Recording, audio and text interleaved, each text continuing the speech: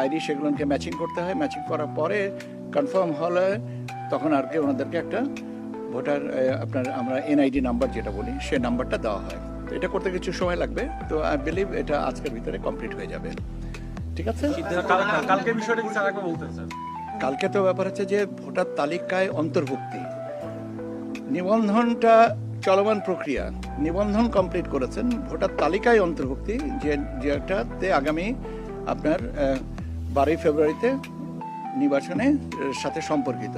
আপনারা জানেন কমিশনের সিদ্ধান্ত, কমিশনের অনুমতি দুভাবে পাওয়া যায়, একটা হচ্ছে আনুষ্ঠানিক সভা করে আর একটা হচ্ছে নথির মাধ্যমে।